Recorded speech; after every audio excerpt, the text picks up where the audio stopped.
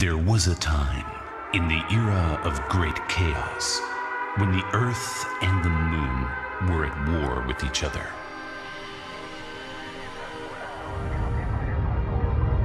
A daredevil from the Moon piloted a bizarre aircraft.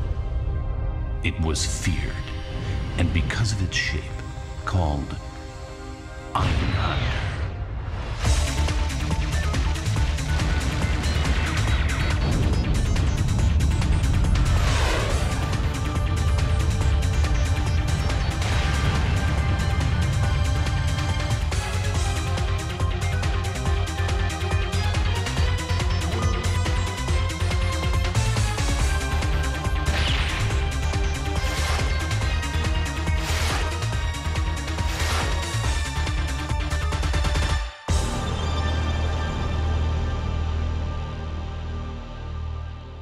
What's up, everybody? It's time to review one of my favorite gems in the PS1 library, Einhander. It was published and developed by SQUARESOFT, currently Square Enix, and believe it or not, Einhander is translated as handed. I first knew this game from a collector's CD demo disc that was released by SQUARESOFT that contains 5 games: Einhander, Final Fantasy Tactics, Bushido Blade, the legendary Final Fantasy VII, and Saga Frontier. Which, by the way, I love Final Fantasy VII and Bushido Blade. With that little side note out of the way, I really want to talk about this game in retrospect.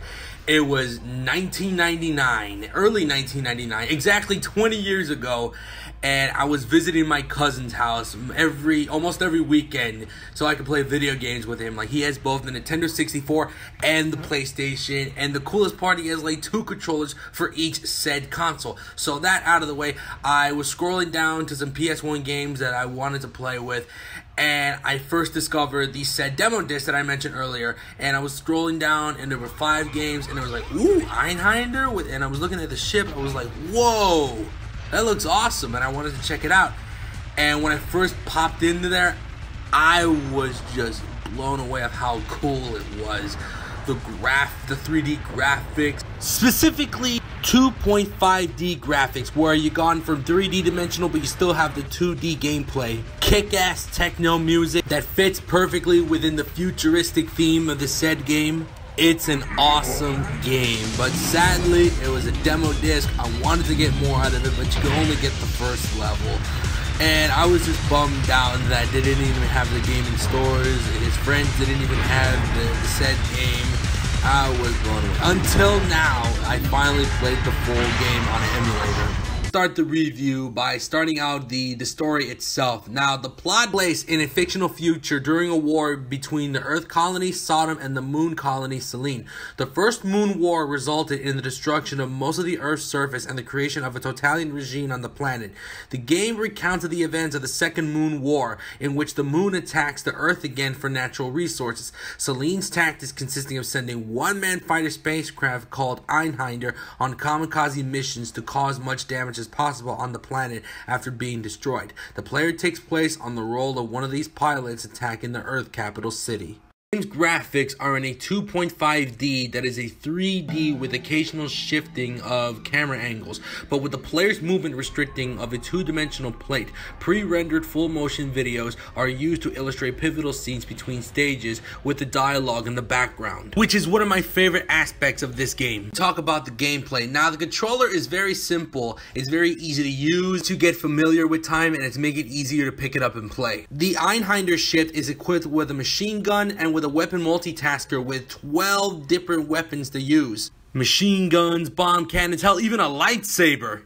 You have a long barrage of enemies once you progress at the beginning stages of the level. Then you take on the sub boss, and then you take on the final boss, which is very challenging. But once you have the right weapons on any said boss, you will have no problem. But when you progress as it follows, it can get very challenging. Trust me, even when you take it on easy mode, it can be very challenging. Because let's put it this way, to easy mode, it's normal mode. Normal mode is hard, and hard is legendary. And you gotta be careful on where you shoot, be careful of any upcoming enemies in any direction, or in every direction for that matter.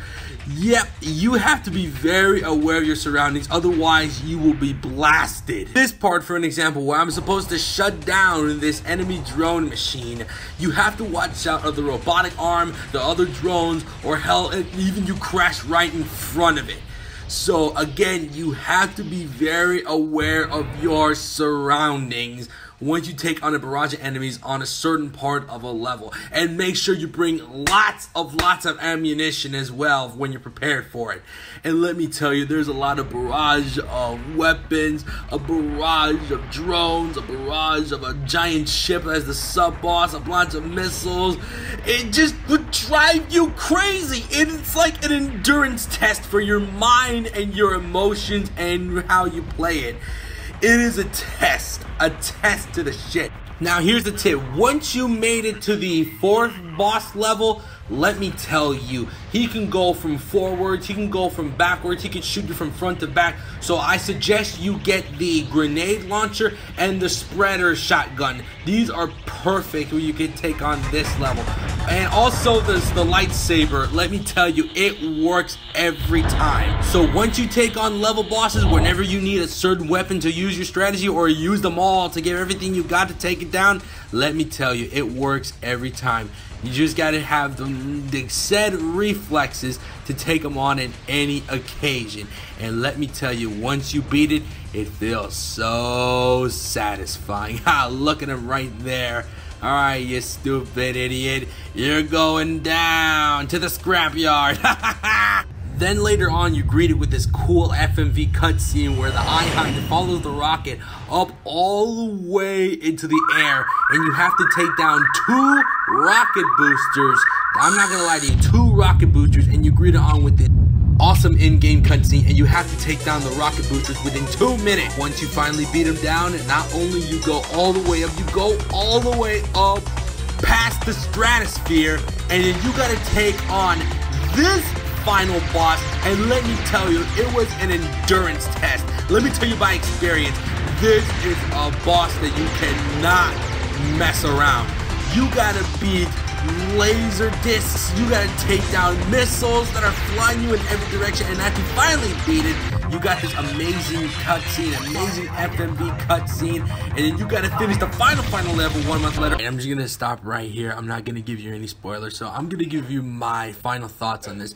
The graphics look amazing, the gameplay is so intense, the music kicks ass, but the big kicker that I have, the 2 takeaways that I have, is that there is no save points. It's basically a continue system like in the old school games, and there's a lack of 2 players, but that's not going to take away from the game. Other than that, it's still a solid and enjoyable game. I highly recommend that you find this game on whatever you could find it, or you possibly play it on emulators. So I'm going to finish this video by saying give this video a thumbs up, comment, and definitely subscribe to my new channel. Click the bell notification, and I'm out.